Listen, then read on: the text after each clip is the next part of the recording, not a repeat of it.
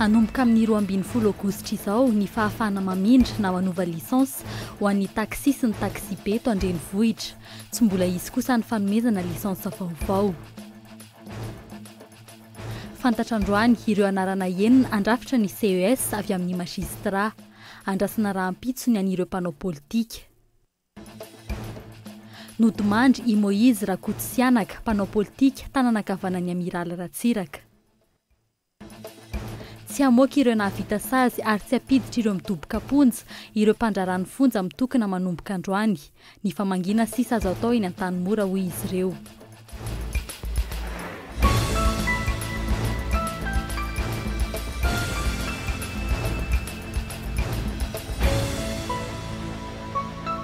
Ankafaliana indray no hitsidina ny tokantranao amin'izao hariva izao. Manasanao ary anaraka ny fampahalalam-baovao hatramin'ny farany. Ny lafy ny fampianarana avy hatrany, ny korotana ny teo amin'ny lycée Rabearvelo io atoandro io, ny fanaretsaka tao anatin'ireo mpijery valim-panadinana BEPC ihany koa ny mpanararaotra sy ny mpangaro paosy. Raikitra ihany koa ny fanosehana ka naharatrana olona iray, niditra tsehatra ny mpitandro ny filaminana. Ny fangaro ny fifalian'ny afaka sy ny alahelony tsy afaka, ny fanararaotany ny mpangaro paosy sy ny fifanosehan'ny maika ijery. Tsy mbola nisy fijerena valim-panadinana toy ity. Voatery navoakan'ireo mpitandro ny filaminana ireo olona anjatony maro ny fanisika teo amin'ny Rabearvelo tamin'ny 12 ora sy sasany. Tsy voafeny fidirana tao amin'ny tokotany misy ny peta-drindrina ka nisy ny fifanosehana sy ny fanararaotana. Olona 3 notondroin'ny olona ho mpangaro paosy no nisamborin'ny polisy ka nentina natao fanadihadiana. Ny zavatra mitrango eto zany be dia be le olona zay tafiditra eto sasany hijery résultat, sasany tsy izay fa angalatra fa rafotoana zany satria tsy afaka ny sasany. Dia efa nositosika eo dia farany miady dia efa nisy naratra teo dia efa navoakany polisy. Mpitandro ny filaminana ampoly no nandamina teny an-toerana. Natao toy ireny fitaizana miaramila ireny ny olona hijery valim-panadinana ary nahazo 2 minitra avy eo anoloan'ny lisitra. Tapitra ny 2 minitra, tsy maintsy mandeha na hita na tsy hita ny anarana. Araka ny fantatra, teo amin'ny toerana io hatrany ny peta-drindrina isan-taona. Tamin'ity taona ity, nisy ny olana ara-pandaminana na tonga izao fioarana izao. Tsy mahasakana ny hafalian'ny afaka nefa izany.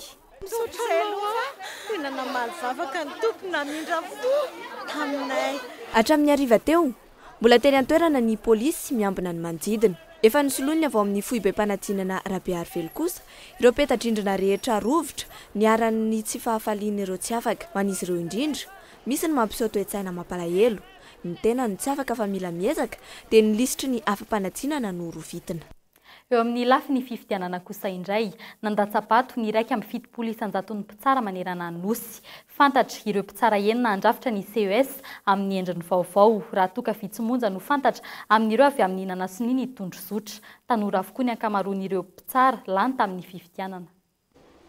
Tsara 320 amin'ireo 427 misy manerana ny Madagasikara no nanivana ireo kandida 730 ny safidianana ny enina tamin'izy ireo ho mpikambana ao amin'ny fitsarana manokana isahana ny fifidianana.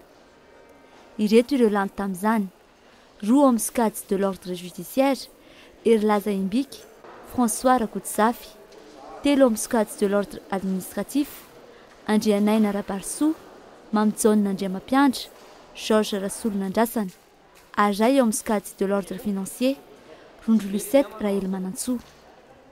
Ny iray amin'izy ireo ihany no afaka mirotsaka ho fidiana amin'ny filohan'ny CES no izy mpitsara grady voalohany, dia ny mpitsara François Rakotsafy. Saika mpitsara tanora avokoa izy ireo raha ny zava-nisy teny Anosy androany maraina. Mitondra ny heviny mahalona izany ny mpitsara Pampanolalana ao amin'ny fitsarana tampony. Amiko izany ho jereko tsy hoe misy fifandrafesana eo amin'ny tanora sy ny lehibe fa fanampy ireo ifamenindreo. Marao nisy ny tanora mazava ho azy fa hoe mifidy ny tanora mitovy aminy izy. Tsy hitako izay malatsy an'izay. Mifameno ny traikefa na efa zokonizokony sy ny mbola herin'ireo ilay tanora mbola vaovao zany. Tsy mifanipaka mihitsy fa amiko izany mifameno. Ahoana izay resaka traikefa izay amin'ny resaka asa somary betsaka ny traikefa araka ny tegna tamin'ny teny frantsay teo hoe misy zokony no misy zoky olona ho premier grade. Fa ny tanora koa nefa tsy azo tsinitsiniavana izay hoe fahatanora an'izay. Mbola ao ny fahaizana mampalalana, ao koa ny fahavononana. Ao koa me koa mianka amin'ny toetrandrehetrany io tsy voatery hoe premier grade ny hoe olona lehibe any hoe manana fahendrena sy famatoran-tsaina fa araka ny teny vazaha hoe la valeur n'attend pas le nombre des années fa misy tanora fahatako azy vonina mihitsy ny andraindray amin'ny firenena zatra ho ataony tsy hoe misy kononkonona fa décision collégiale io hoe 2010 zao ndrany apatihevitra ao ka iveko fa hoe mipetraka tsany adihevitra mipetraka ny fifailozakevitra tsy misy zavatra hoe atahorana loatra zona mety izy fivany araky ny tengo teo le tsy milana mihitsy ny resaka aloha araky ny tengo teo fa misy an'le hoe autorité de la chose jugée atreto izany ny solo tena mpampianatra lalàna sy ny vondrona folo nanao sonintondrozotra sisa no andrasana rahampitso dia afaka mijoro araka ny tokony ho izy ny fitsarana manokana misahana ny fifidianana amin'ny endriny vaovao. Ho an'ireo mpanao politika ny fantatra tamin'ity androany ity dia ny solotena ny hery politika mitambatra ao anatin'ny CES dia Ramatoa Augustine Peliarmanana, avokaty générale teo aloha teo amin'ny cour d'appel teto Antananarivo. Vaovao mampalahelo kosa indray notomandry androany maraina i Moïse Rakotsianaka mpikambana ao amin'ny mouvance Ratsiraka ary isan'ny mpikambana tsy ary nivadika tamin'ny Arema efa lehibe ny arifenitra tamin'ny andron'ny Ratsiraka didia izy ary efa loholona ihany koa entina amintsika ato anatin'ny fampalalam-baovao ihany moa ny antsipiriny izay vaovao izay. Araka ny efa nentina taminao tato anatin'ny fampalalam-baovao omaly hitondra vahoaka eny Antsahamanitra ny eo anivon'ny cellule de crise Rahampitso Zoma amin'ny 9 ka hatramin'ny 2 ora no nahazon'izy ireo alalana hanao izany raha ny fanazavan'ny zandarmaria-pirenena. Tsy manakan'izany velively ny hémorragie fa hijery kosa ny mety ho fioaram-pefy noho ny toerana manakaiky faritra stratéjika maro tahaka izao ny fanazavan'ny kolonely Rakotomahanina komandin'ny CIRGN momba izany. Tompon'andraikitra ny mpikarakara an'io hetsika io amin'ny filaminana fandriampahalemana mandritra ny amboriny vahoaka.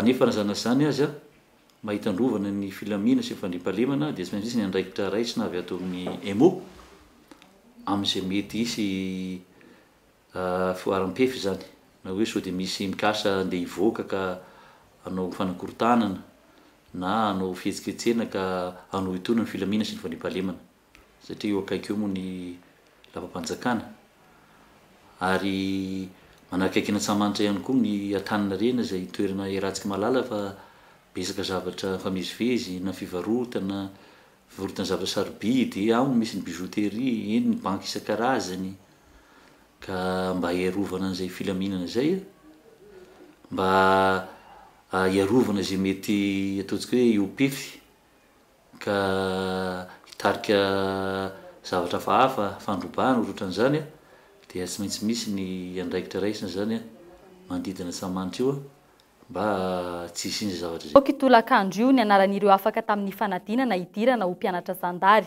900 no afaka ka 100 vehivavy ary 790 no lehilahy. Ny anaran'izy ireo dia azo jereny amin'ny borgady na ihany koa amin'ny alalan'ny fandefasana ny laharan'ny fisoratana anarana enina aotra ray telma. Mila tonga ny 15 aogositra izao ampelantanan'ny senita ny listritr'ireo kandida avoakan'ny CES vaovao ahafahana manantanteraka ny fifidianana amin'ny faran'ny volana septambra. Raha mihoatra ny 20 aogositra kosa ny fahatongavan'izay lisitra izay eny anivon'ny senita dia tsy azo tanterahana amin'ity taon'ity ny fihodinana faharoa. Tsy miditra kosa amin'ny lafiny ara-politika ny senita raha nanambaran'ny filohany Beatrice Atala androany. Nandritra ny fivoriam-be ny fanaovan'ireo filohan'ny senita manerana ny 7 distrika etsy amin'ny Carleton Nanosy ary ny lisitra na avoakan'ny CES ihany miaraka amin'ny fahatongavan'ny JICM no ahafahan'izy ireo manolotra ny daty manaraka amin'ny fifidianana ho filoham-pirenena. Efa vonona trano io ny filohan'ny senita ny fanomanana rehetra amin'ny fanatanterahana ny fifidianana. Nilaza ihany koa i Beatrice Atala fa tsy avy amin'ny firenena mikambana ny sakana amin'ny firosoana amin'ny fifidianana ary miankina amin'ny fankatoavana avy amin'ny JICM no fanatanterahana izany. Nations Unies nge tsy bloqué ninny fa le GIC nge ny décision ny GIC zany no raisin'ny Nations Unies raisin'ny rehetrarehetra ny communauté internationale fa tsy bloqué ny resaka vola ry zareo no hoe fa inninna zany ny faneken'ny GIC androany ninninna décision avoakan'ny cour électorale spéciale dia ny anay ety amin'ny senita zany dia rehefa hoe azonay ny décision avoakan'ny cour électorale spéciale ninninna zavatra miseho ao dia hoentinay amin'ny zareo dia anjaran'ny GIC no mahita zareo ny mamany ara-politika dia tokony vahany ny ara-politika mangataka aminay izy ny amoaka daty vahany ny ara-politika fa zay fa manana daty. Mifarana rahampitso moa izay fivoriana ifanaovan'ireo filohan'ny senita manerana ny distrika izay.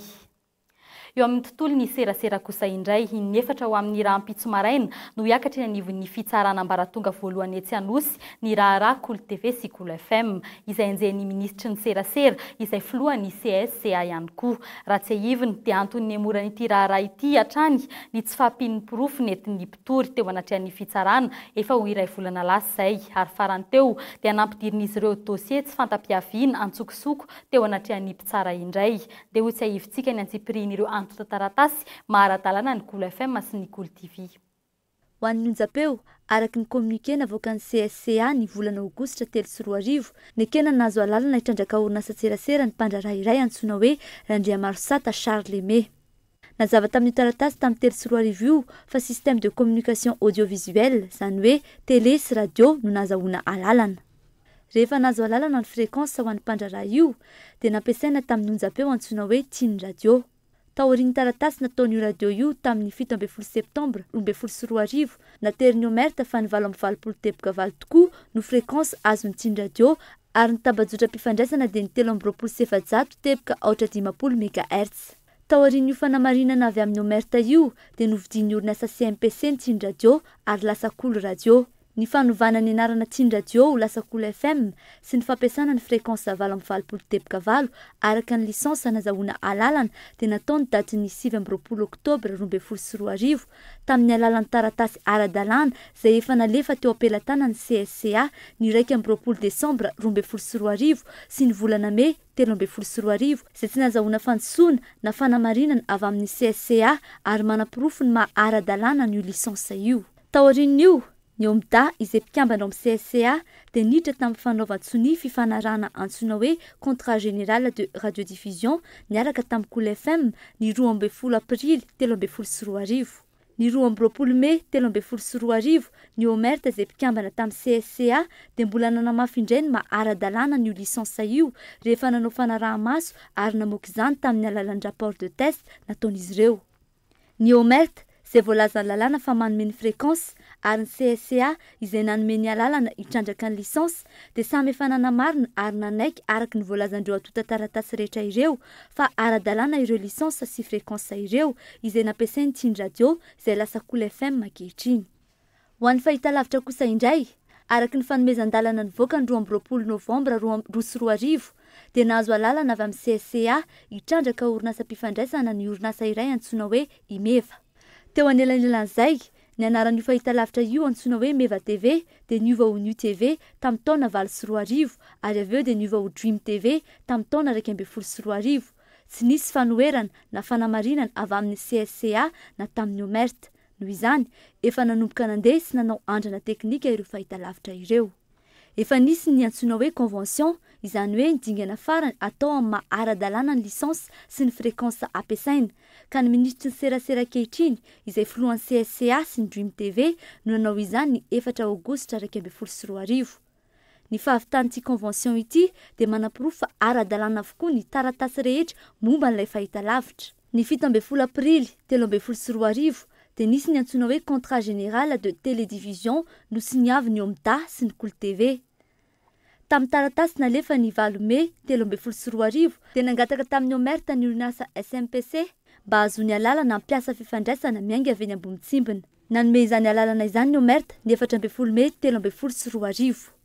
Vita tamin'ny 12 May 2024 ny andrana rehetra takin'ny lalàna ary nanamarina izany ny avy ao amin'ny omerta. Taorian'izay, araka ny taratasy tamin'ny 7 oktobra 2024, ny 2 desambra 2024 ary ny 7 May 2024 dia ndroso tamin'ny fitrandrahanandreo lisansa sy fréquence ara-dalàna ireo ny orinasa nitrandraka azy izay niova ho SMPC ary ny anaran'ny fahitalavitra izay ho niova ho Cool TV. Ary tsy nanao fanamarinana na nandiso izany ny CSCA na ny omerta. Ireo antony rehetra ireo izay pirofo mitohaka amin'ny tenda amin'ny maha ara-dalàna ny fandehan'ny Cool TV. Fa niverina ny tokona indray ny mpandrarany fonja nanomboka androany fitokonana aharitra herinandro io tsy hisy intsony ny fampidirany ireo anefa sazy na ny MD tsy hisy ihany koa ny famoahana ireo nahavita sazy. Mitaky ao amin'ny ministra ny mpandrarany fonja izay nilaza fa tsy misy miaino tranga izay mifanohitra amin'ny ambaran'ny Prime Ministra Omer Berzika Omaly. herinandro tsy isy raharaha azo atao akoatra ny famangina ny voafonja etsy Tamora. Mitokona ny mpandrarano fonja manerana ny Madagasikara ho ny fanazavana azo teto. Tsy nisy ny eno izy ireo na dia efa 2 volana mahery aza no nomeny izy ireo ho an'ny tompona ndraiky mpanjakana mba hamalina na amin'ny ampahany ihany aza ny fangatahany. Fangatahany izay efa nanomboka tamin'ny taona 2024. Fitakina ny kategoria ny mpandrarano fonja zany. Misy ireo indemnité na tampo-karama izay efa tsy mifanaraka amin'ny toetrandro ankehitriny intsony. Misy ireo le fanomezana 5,700 amin'ny karama izay mena mpitandro ny filaminana izay tsy azonay. Misy ihany koa ireo fanafanany ampahany amin'ny etra izay mena mpitandro ny filaminana izay tsy azonay ihany koa. Dia misy ny fitakina ireo fitaovana entina manatanteraka ny asa manaraha eto amin'ny fandrarana fonja izay tsy manana an'izany mihitsy zay ohatra eo amin'ny fiarakodia fitaterana andreo voafonja makeny amin'ny tribonaly. Ny trano fiasana ohatra ny fonja izay efa tsy zarizary tsy mifanaraka amin'ny toetrandro ary tsy mifanaraka amin'ny isan'ny voafonja izay apetraka ao intsony amin'izao fotoana izao. Ary ny farany moa dia ny fitakina an'ilay hoe secrétariat d'État satria tsisy mpiainy mihitsy ny feonay any, tsisy olo-tenanay mihitsy zany amin'ny fitoram-panjakana any. Arak'izany mitaky ny ministera manokana hiay azy ireo ny mpandrarano fonja. Nilaza izy ireo fa tsy mbola nisy mihitsy ny fifanantonana tamin'ny tompona ndraiky mpanjakana hatramin'izao. Resaka tsy niampita sa fifandisondresaka nilaza ny fanohitra tamin'izany ny Prime Ministre Omaly na tsy nilaza vahaolana mazava azy. Efa miresaka amin'ireo mpandrarano fonja ny tenako. Efa nifanatona izahay ary hojerena ireo mpiasan'ny fonja ireo tsy azotsika heverina hoe fa hitokona hatrany fa tsy maintsy isy marimaritra iraisana. Miandry ny fifampiresahana amin'ny tompona ndraiky mpanjakana ny mpandrarano fonja ankehitriny ary nilaza izy ireo fa ampitsahatra avy hatrany ny fitokonana raha vao misy ny fifampitsiniana. Eo amin'ny pejy ny fitaterana kosa indray iferina manomboka ny alatsinainy 12 aogositra ho avy izao indray ny fanomezana dika mitovy sy fanaovana ny famondrana ny lisansy ho an'ny taxi be sy ny taxi eto Antananarivo renivohitra rehefa nato nanomboka ny volana septambra tamin'ny taondasa. Tsy isy kosa ny fanomezana lalana vaovao araka ny fanazavana avy amin'ny fiadidiany tanàna Antananarivo. Fanampanazavana. Ny duplicata moa zany dia mety hoe satria very le lisansy na taxi filo na taxi be na ihany koa mety efa simba zany mety rovitra na efa ela niasana ihany koa. Ny mutation dia antony telo zany no azahoana mutation dia na nanova fiara zany ny mpitatitra na ihany koa niova ny tompony na ihany koa farany zany ho an'ny taxi be dia niova ny zotra iasana. Ny antony nanajanona azy moa zany tamin'ny eritaona dia ho fandrindrany indrindra io sehatrasy io ao anatin'ilay vina famerenana ny asin'ny mponina zany dia misehatrasany taxi be sy ny taxi ville dia ho fandrindrana ihany koa zany sy famerenana ny asin'ny mpitatitra. Maromaro tokoa ny olana niseo zany tamin'ny eritaona nisy ataoko hoe trangana fausse déclaration de perte nisy ihany koa atao hoe tsy fitezana maromaro zany amin'ny traitement na dossier avy any amin'ireo mpitatitra zany dia izay indrindra no nanajanonana ny antony. Toy ihany koa zany fangarony ny teo amin'ny changement de véhicule sy ny changement na itinéraire zany no an'ny changement de ligne. Mbola eo amin'izay lafiny fitateran'izay hatrany aorian'ny fanadina-mpanjakana baccalauréat vao fantatra mazava ny sarandalana mampitohy an'Antananarivo sy Ivato. Hita taratra nefa fa mifanohitra ireo kooperativa pitaterana eny an-toeran'ny fanadihadiana ny namana Maritsona. Hiakatra sa hijanona amin'ny teo aloha ihany ny sarandalana mampitohy an'i Ivato Antananarivo satria dia ny mpanjifa trany no mizaka ny tsiranena amin'izy ity. Ny hevitra ireo mpanjifa. Tsy mety aminay zany le izy mety be toerana nefa le sarandalana miakatra miakatra fa tsy tonga dia amin'ilay toerana tokony aleha olona tsy mety zany le izy. Mety raha ohatranay zao Ivato lavitra be dia atony raha hoe dimanjato zany efa. Etsakila izay dia sahiran-tsaina ireo mpianatra izay tsy maintsy hiakatra aty an-drenivohitra satria dia hitombondray ny vola mivoaka ao anatin'ny fianakaviana iray. Satria izay le mianatra isan'andro dia tsy araka be le fisondrotana fa le am'le isan'androny any zany mahazatra anay sady sakafo efa mila tsy araka tsony am'le ohatry amin'izao mandeha bus indroa isan'andro. Ilaina ny faninanana eo amin'ny siapitaterana satria dia ao anatin'izay no ahitana ny kaitao ho an'ny kooperativa tsirairay avy. Misy kooperativa telo mampitohy amin'ny Ivato Antananarivo dia eo ny Fifiabe, ny Kofiama ary ny Fanantenana. 114 avy reny mihitsy ny asa eto Vato fa reny zany mba tsara ny qualité de service fa raha reo bis ny Vato reo leo ny olona. Ohatrantsy hoe iasa sa tsy iasa ka rehefa tsy iasa aloha hitsainy le kooperativa ny tena 194. Zay zany mety eo. Manoloana izay resabe ny amin'ny mety isondrotana na tsy ny sarandalana mampitohy any Ivato Antananarivo izay dia tsy afa-miala amin'izany ny tompon'andraikitra voalohany ny ATT. Ny ATT moa zany no mpiahy voalohany ny mpitatitra. Raha ny olana anaty Ivato manokana zany dia vahaolana no entin'ny ATT. Zany hoe ny qualité de service zany dia ho atsaraina. Ina moa ny anatsarana zany fa fametrarana ny cahier de charge sy ny fanangana ny commission mixte de contrôle zay mampimenimena ny olona zany le misy an'le taxi be miverina andalina reny dia manomboka zany dia aramaso izy reny zany mba tsy ampimenimena ny mpanjifa. Ireo fikambanan'ny kooperativa nefa dia efa nanapa-kevitra ihany koa amin'ny sarandalana ao apetraka izy ireo. Resabe amin'ny sarandalana dia araka ny fanapa-kevitra ny arahana nanapaka moa tamin'ny fivoriana farany tamin'ny talata 9 août 2013 teo dia efa asondrotra amin'ny fireo arinan'ny fotoanan'ny baka. Ny commune zany dia tsy manaiky ny fiakarana fireo. Hitatsika eo ihany no mety fivoarany izay toedrara mahakasika ny sarandalana eo amin'ny fiara fitateram-bahoaka mampitohy any Ivato Antananarivo izay. Lafombaovao ara-tsosialy kosa indray mbola atao anatin'ny ririnina tsy mandigana akory ny volana aogositra dia efa mitangana ny vidin'ny arina amin'ny faritra maro eto andrenivohitra manodidina ny 2 arivo sy iray alina ka hatramin'ny 7 arivo sy iray alina ny raiky tapo ankehitriny. Manampitrotraka ny zava-misy io ny olana ara-pamatsiana amin'ny ity akora fandrehitra ampiasain'ny 700 malagasy moa ny eto andrenivohitra ity ahina hiakatra mahery ny 2 alina ariary ny vidin'ny kitapo aoriana kely fanadiadina. Efa herinandro ity mpivarotra ity no niandry ny mpamatsy azy. Androany zany vao tonga. Mandra-piandry izay tsy maintsy nivarotra saribao kesika izy. Araka ny fanazavany, miavitsy ny famatsiana ny saribao avy any Moramanga tonga eto andrenivohitra. Vokatra izany, tsy maharaka ny tinady ny tolotra ka miakatra ny vidiny. Ohatrina zao koa ana 7 arivo sy iray alina. Manao ahoana izay normal ve ny vidin'izay amin'izao fotoana izao? Tsy hita zay hoe normal zany dia efa tena mandray lafo moa dia tsy hita zay ananazy. Miakatra zany? Miakatra ny saribao, azony tsisy loatra le kinina. Araka ny fanadiadiana natao dia mitombo hatrany ny elanelan'ny arabe sy ny toerana akanan'ny arina any ambanivohitra noho ny fitaran'ny velaran-tany ripaka noho ity fomba fitadiavam-bola iray ity.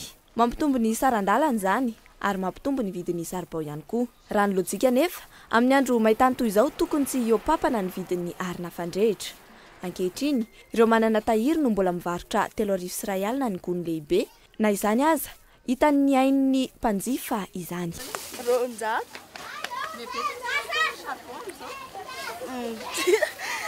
Lafo. Fa ndrendray lafo be, ndrendray mba ndrendray arakaraka le ohatrany ndrendray zany kely be ny etin'le kizy avy any dia ndrendray mba mibetsabetsaka zao izy zao lafo indray kely indray ny lafo zany lafo be izy amin'izao. Araka ny fanazavana mbola hiakatra lavitra noho izao io vidin'ny saribao io. Amin'ny fotoanan'ny fahavaratra, no ireo antony maro avy any ampotony toy ny fahavitsian'ny mpandoro saribao sy ny fahasahiranana mikasika ny fitaterana ireo arina ireo, tsy maintsy iovy io vidiny io. Eo amin'ny 2 alina zany izy ny tena marina. Ina mampatonga an'izay? Amin'ilay ohatra izao hoe ny lalana tapaka, ohatra hoe tapaka avany ny lalana. Dia mando ny saribao dia tsy mahazaka firy. Moa ny lalana koa moa le andoroana azy. Dia le ohatra hoe lavitra izy tsy maintsy hoe lavanana ambany tany izy dia zay vampiretina dia maniry loha raha. Ohatr'izany. Mahery ny 2 hetsy taonina isa-taona ny filan'Antananarivo amin'ny resaka saribao raha ny fanadiadiana nataon'ny Alliance Voire Gasy. Ary tsy maintsy ny charbon sy ny kitay no mbola ampiasain'ny akamaroan'ny malagasy ao anatin'ny 30 taona ho avy. Zava-misy mampiorokoditra manoloana ny efa faharavan'ny tontolo iainana. Raha ny taremarika azo dia mivarotra fatiantoka hatramin'ny 20 miliary ariary isam-bolana ny orinasa Jirama. Nisy ny lobary andasy no tarihin'ny crème androany izay nandraisan'ny mpiasan'ny Jirama sy mpahay-toe-karena hafa anjara ary niompany indrindra amin'ireo endrin-javatra rehetra mety hitranga momba ny fialan'ny fanjakana na tsy amin'ny fitantanana ny Jirama fanampanazavana. Tsy ampy ny fahefan'ny vidin'ny mponina, tsy afaka ny ampiakatra ny vidin'ny jiro sy ny rano anefa ny orinasa Jirama. Tsy vahaolana amin'izy ireo ihany koa ny alan'ny fanjakana tsy ho mpitatana ny Jirama fa famatsim-bola hoe tsy miarina sy ivelarana amin'ireo angovo hafa mamokatra herinaratra no angatahina amin'ny fanjakana. Ambanidia ny fahefan'ny vidin'ny omby eto amintsika. Izay raha malala. Ary amin'ny akilany nefa ny kojakoja rehetra sy ny fitaovana rehetra ampiasaina anaovana fitsinjarana, famokarana fitsinjarana ary fivarotra matsiro zavatra vidiana avy any an-tafy. Misy maso-karena ny tompoko na groupe thermique na hydraulique ataonao na éolienne na solaire misy maso-karena io. Le fahefa-mividy aty amin'ny akilany zany tsy mahasiaka, tsy mahavita couvrir ny maso-karena. Ka raha apetratsika amin'izay problema izay zany ino problema zany dia resaka voly. Manoloana ny fijalian'ny mponina amin'ny fahatapahan'ny jiro lava sy ny alafosan'ny faktura ary ny fahasarotan'ny fidirana ho an'ny mpanjifa amin'ny alalan'ny fampidirana jiro sy rano any an-tokantrano anefa marimaritra iraisana no atolotry ny mpahay-toe-karena iray. Tsy vahaolana ny privatisation be fahatany ary ny fisiana fifaninanana eo amin'ny tsenany angovo ihany no ahazoan'ny mpanjifa tombony ahafahany misafidy. Vahaolana ihany koa ny fampitomboana ny isan'ny mpanjifa arak'izay tratra. Ny politikan'ny Jirama aloha zany zavatra tokony atao voalohany dia tsy mety mihitsy ity fampihenana ny fampiasana ny herinaratra ohatra maniresakintsika délestage. Raha ohatra ampitomboana zany ny mpanjifa, be dia be ny mpanjifa dia mba voazarazara zany ileo dépense ny Jirama. Raha ohatra hoe privatisena zany dia misy mpitatana zany tsy miankina. Ary anisan'ny tombontsoa tsy miankina voalohany dia ny fahazahoana tombony bebe kokoa mba tsy ahatongavana amin'izay nefa tsy mety koa ny hoe ny fanjakana koa hiditra foana amin'ilay izy dia tsy maintsy mifaninanana misokatra amin'ny faninanana. Misy ambadika politika matetika amin'ny fanapahan-kevitra raisin'ny fanjakana. Efa iaraha-malala raha teo ny afarandren'ny orinasa mpanjakana navadika ho tantaniny tsy miankina raha tsy hiteny afa-tsy ny Solima tamin'ny fotoan'androny. Hatreto mbola baraingo ny lalakalehan'ny orinasa Jirama. Eo amin'ny lafy ny fampianarana kosa indray sokatra amin'ny taom-pianarana ho avy io ny Université Pasitra Vakinankaratra vita sy ny omaly ny fifanarahana lasitra na ny accord cadre ho fananganana izany université ao amin'ny faritra Vakinankaratra izany. Io atao any Antsirabe io no Université Pasitra voalohany ho an'ny faritanan-Antananarivo ary tanora anarivony no heverina fa avy hatrany dia azo tombony amin'izany manomboka amin'ny taona ho avy fanadihadina. Raha manodidina ny 4,000 alina ny mpanala fanadinana baka isa-taona ka manodidina ny 770 isan-jato ny tahapahafahana izany hoe miisa 3 alina eo dia ny 7,000 eo ihany no voaray eny amin'ny université an'Antananarivo. Vahaolana lehibe ho an'ny mponina Vakinankaratra noho izany ny fanorenana ity université aty an-toerana ity. Akaikaiky anay kokoa zany zanakay amin'izay fotoan'izay ny olana misy ao Antananarivo koa isan-karazany dia mba amoramora kokoa le fanaraha-mason'ny fianaran'ny ankizy ny dépense indrindrindrindra amin'izao fiainana sarotra zao dia tianay raha eto Antsirabe any zanakay ny mianatra aoriana ny fafahany baccalauréat. Ohatra hoe makany Antananarivo ianao mety hoe tsy ho anivon'ny fianakaviana, tsy ho anivon'ny ray aman-dreny, mety hoe possible be zany, mety hoe ho bevoka, tsy mahafehy tena dia be ny tanora eto tokony hivoatra eto fa eo amin'ny tsy fafahany ray aman-dreny zany hoe mpiana-janaka hilavitra dia mampitomba fahasahiranana dia hany ka tsy afa-manoatra amin'ny fahaizany zany le tanora. Efa vita ny fanaova-tsony sy ny fifanarahana lasitra accord cadre eo amin'ny université sy ny faritra Vakinankaratra ka ny faritra no anao foto-drafitrasa. Isan'ny olana ihany koa anefa ny hoe mbola misy olona ny bodiny toerana tokony hananganana izany. Lalam-bola efa nahita ahafahana manao izany foto-drafitrasa zany itsika. Fa izay no anetanako ny mponiny Vakinankaratra indrindra itsika eto amin'ny renivohitry Vakinankaratra satria na tiana na tsy tiana ho avy ny taranakitsika zany université zany me ary ao amin'ny toerana anaovana izany moa angamba samy malala itsika fa eny amandany resaka eo amin'ny robésienne sy australienne ary betsaka ny olona manorona zavatra tsy ara-dalàna ao anatin'io tsy maintsy mandray fipetra itsika ary hoentina amin'ny fampiresahana aloha rehefa ohatra moa tsy mahafapo tsy maintsy misy fipetra ho raisina amin'ny fanaovana izany satria na tiana na tsy tiana ao dia ho avy ny taranaka vakina karatra izany université izany. Rantsan'ny université an'Antananarivo no ezahana tao atsy amin'ny faritry vakina karatra ity. Ity kasaina atsangana ao Antsirabe ity no université paritra voalohany ho an'ny faritany Antananarivo. Efa misy texte officiel izay mamela ny université rehetra eran'ny Madagasikara rehefa napetraka aty moa izay atota taratasy izay ametrahana ny annexe na université ary raha tsy hijery ny akaiky indrindra tsika dia teo amin'ny université ny Tomasina izay napetraka tany Ambotsilôza na Ambatondrazaka. Le voalohany ihany zany zao dia offre de formation habilité anankiray voalohany ao amin'ny école supérieure polytechnique no apetraka voalohany eto ny rentrée manaraka. Avy hatrany dia hanomboka ny asa amin'ny fisokafany taom-pianarana amin'ny taona 420 sy 2000 sy 520 sy 2000 no tombanana fa andray mpianatra voalohany izany université izany. Mbola eo amin'izay lafy ny fampianarana izay hatrany handro vitsy mialohan'ny hanombohan'ny fanadinana baccalauréat, mbola misy ny tsy milamina tsara ho an'ireo mpianatra hiatrika izany fanadinana izany. Mbola mahasarika hatrany araka izany ny famerenana farany izay atolotra azy ireo misokatra ho an'ny rehetra izy ity ary ireo mpampianatra efa manana traikefa amin'ny sehatry ny fampianarana no manome izany. Isan'ireo mpampianatra manome ny pitsopitso ny farany amin'izany ny mpamorona ny méthode katraka izay mandray an-tanana ny taranja anglisy.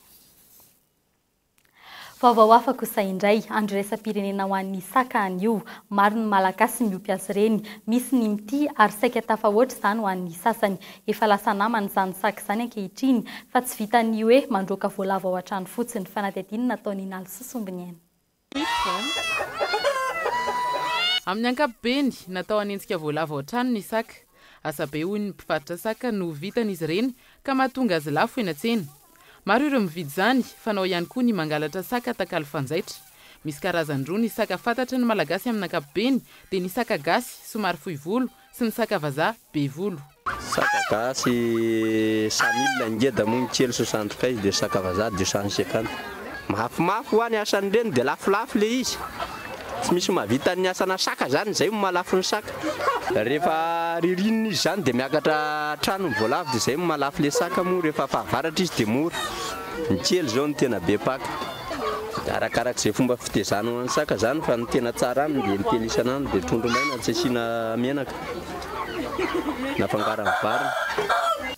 Misy ny ity saka toy ny zanany ampetaina omena sakafo manokana na koa miara-matory amin'ny olombelona ireo saka ho an'ny sasany. Tsy foy ary lasa namana eo amin'ny fiainana mihitsy ny saka ho an'ireo ity izany.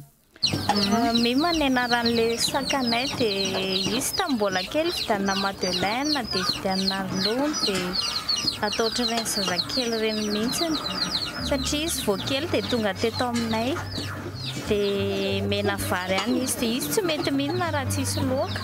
Safosafoana miara-matory aminay izy. Tsy azo atao anefa ny mifandray amin'izy ireny be loatra sao lasa miteraka tsy fahaizana mifandray amin'ny olombelona. Voalaza kosa fa mahasoa amin'ny fitombon'ny sain'ny zaza ny mifandray amin'ny biby amin'ny ankapobeny, saingy tsy azo atao be loatra izany. Antony ihany koa mahatonga ny olona iray mity biby na saka tafahoatra loatra ny tsy fahampiana ara-pitiavana ka ny biby ompiana no lasa mameno ny banga ao aminy. Ny olona izay matetika miompy biby zany ohatra ndraindray lasa diso miankina loatra aminy dia ndraindray zany lasa ohatrany hoe miena angamba ny hoe fifandraisana amin'ny tena samy olona zany dia zay zany manjary miteraka izay zany mety olana ihany zay eo amin'ny fifandraisana amin'ny samy mpiara-belona ohatra indrindra amin'ny samy fianakaviana raha ohatra hoe diso variana loatra amin'ny biby zany ny olona raisa izay zay antsika hoe dépendance zay dia manjary ohatrany hoe manova ny fotom-pisainana koa zay satria alohan'ny zavatra rehetra moa ny olona tsy na ohatrany hoe samy olona tokony ifandray fa ny biby zany ohatrany hoe karazana famenona ny tena marina zany hoe ilaina izy fa famenona ka ndraindray zany amin'ny fiainana moderna zao taon'izao dia ohatra manana matetika ohatrany hoe manana tendance angamba filaza amin'ny tevaran'izay hoe matetika mirona koa zany ny olona matetika mameno an'le tsy fampininy zay fifandraisana zay avy amin'ny fisian'ny biby zany dia matetika moa ny olona any amin'ny tany mandroso zany zay ohatrany hoe manjaka kokoa zany le hoe individualisme no matetika tena tia biby satria zany eo zany ohatra misy tsy mampina ho le fifandraisana. Tsikaritra ary voapirofo ara tsiantifika fa ireo olona matsilo saina no mahay mifandray indrindra amin'ny biby tafiditra anatin'izany ny saka. Tsy azo atao tafahoatra nefa ny fifandraisana amin'izy ireny satria misy tokoa ny aretina azo avy amin'ny volontsaka dia ny toxoplasmose, aretina mety hitera-doza raha tsy voatily ara-potoana. Lafom-baovao afaka kosa indray nanomboka androany ny fankalazana ny Aïd na ny faran'ny volana Ramadan ho an'ireo mpino silamo, ny fampitaona ny sakafo sy ny faly ireo mpino silamo, fotoana ihany koa namangina ireo avana mantsakaizy fanadihadiny. Fiarahan'ny mpino sy ny mpianakavy misakafo no isany entina namarina izao fahataperan'ny volana Ramadan izao. Ny sary izay ananana rehetra amin'ny manodidina sy ny avana mantsakaiza no manamarika ny androany sy rapitso. Godrogodro, mokary, matetika fahita ireo karazan-tsakafo ireo ary efa saika fahazarana izany mandritra ny fankalazana ny fahataperan'ny Ramadan. Alohany andeha hivavaka dia mihinan-kanina, dia vita ny fihinan-kanina dia mandeha mivavaka rehefa orian'ny Ramadan ohatr'izao. Ary rehefa avy mivavaka dia miheno le toroteny izay ataon'le imam na pastera moa fahafantarany be sy ny maro azy. Dia manarakaraka an'izay mifampiarahaba amin'izay dia avy eo mifamangy satria misy mety ny sasany tsy tratra eny amin'ny toeram-pivavahana dia vangina eny an-trano dia miara-misakafo. Amin'ny ankapobeny tsy dia hoe misy sakafo tena hoe voatondro tsy maintsy arahana fa zao fotsiny zavatra hoe tsikarotra zany ny sakafo zay azo hohanina rehetra dia mety hohanina fa matetika fotsiny ohatra zao ny olona dia mihinana reny araka ny hitantsika mokary sy godrogodro reny zavatra. Raha ny tena izy mandritra ny 7 na 30 andro ny faharetan'ny Ramadan mety tsy hitovy kosa ny fahitan'ny rehetra ny volana manamarika ny fiatomboana izany ka mahatonga ny sasany ankalaza izany androany ary ny sasany rapitso. Ny antony mahatonga an'izay dia tsotra fotsiny satria ny raha resaka ara-pinoana no dinihana dia miainga amin'ny lahatsoratra ara-pinoana ka ny ray volana dia na izy 20 andro na izy 30 andro ka ho an'izay nahita omaly zao nanao fety androany ary zay tsy nahita dia manao fety rapitso ary manarakaraka an'izay misy koa ny milaza mahita dia ny sasany tsy mahatoky zay mahatonga ny olana io fa raha dinina kosa izy tsy tokony hihoatra ny 2 andro. Ny sasany mety manao androany ny sasany mety hanao rampitso. Raha ny tokony ho izy anefa tsy mihoatra ny 2 andro manomboka androany ny fankalazana ny Aïd na ny fahataperan'ny Ramadan. Tsy tokony hijanona treo amin'ny fotoanan'ny Ramadan kosa nefa ny fanaovana asa soa na ho an'ireo mpino silamo na ho an'ny rehetra. Marina moa fa mihoatra ny 5 isanjaton'ny malagasy eto Madagasikara dia mpino silamo avokoa. Lafom-baovao ara-kolontsaina kosa indray hiavaka ny fampiasana zava-maneno akoustika amin'ny fampisehoana iray izay tanterahany Injakatiana sy Zandry Gasy miaraka. Fampisehoana voalohany arahany rotonta eo amin'ny fampiarahana ny sary sy ny feo. Arahantsika ny fanazavan'izy ireo amin'izany. Manasa antsika rehetra zany anatrika ny kabare ataon'ny Injakatiana sy ny tarika Zandry Gasy kabare akoustika rapitso ariva manomboka amin'ny 7 amin'ny bafe Tsaratanina rivo gitara fotsiny ataontsika misy ra Injakatiana ao, misy ra Zandry Gasy ao, misy ra bedabe reny fataloritra izay azo lalaovina tamin'ny gitara reny. Izany manasa antsika rapitso tsy diso amin'ny 7 ao amin'ny bafe araka amin'ny Injakatiana sy Zandry Gasy kabare akoustika. Eo amin'ny lafiny fanatanjahantena kosa indray, misy manampahaizana manokana momba ny karate tonga hanome fiofanana eto amintsika. Efa mahery ny 20 moa nahazo tombony tamin'izany. Fanampanazavana. Efitra voizin'ny taranja karate ny fankatiavana. Tanjona ho an'ny club Makato eto Madagasikara amin'ny fankalazana izao fa 70 taona niorenan'izao indrindra ny fampivondronana ireo mpikambany makafahiny izay efa nikopakelatra. Taorian'ny fampirantiana teny amin'ny Louvre-Antaninarenina tamin'ny herinandro teo dia niditra fiofanana ireo mpikatroka eo anivon'ny Maka. Fiofanana izay nentin'ny Sayanina Ramanitra Andrasana René, anisan'ny mpanorona ny fikambanana Maka teto Madagasikara, saingy nitady ravinahitra nivelana izy amin'izao. Tonga eto Madagasikara izy hanotrona ny fankalazana. Maka manokana aloha dia hitako fa moroborobo tokoa mahavelo fanantenana satria betsaka slofo 5 miala malagasy karaté do natao ho an'ny malagasy rehetra fa tsy hoe natao ho an'ny makary fa le vanim-potoana natao ho an'ny makary ary dia faly tokoa dra satria nahita élément be dehibe mihitsy zay mbola tsy fahitako hatramin'izay nandalovako isan-taona teo zay ka dia mahavelo-parantenana mihitsy. Androany dia nisy ny fifaninanana ho an'ny tanora nampitondraina ny anarana challenge maka izay nandraisan'ny club asivy eto Antananarivo Anjara. Ankizy 12 taona mivohy karaté anaty fikambanana iray ny fepetra takiana ho an'ireo mpandray anjara. Voalohany indrindra aloha rehefa misy championnat de Mada, championnat de Fiezama sy ny karazany dia matetika ny lehibe foana no mahazo ny sehatra. Mba tianay hoe omena ny lanjany ihany koa ny hoavan'ny karaté eto Madagasikara tsy manomboka hatrany amin'ny ankizy. Dia izay no nahatonga anay ny organiser an'io. Faharoa manarakarak'izay ao anatin'ny filozofia fankalazana ny 40e anniversaire ny Maka ihany koa le hoe fampitana le fanilo ho an'ny mpandimby amin'izao fotoana izao. Itoy amin'ny rapitso ny hetsika riditra amin'ny dingan'ny famaranana.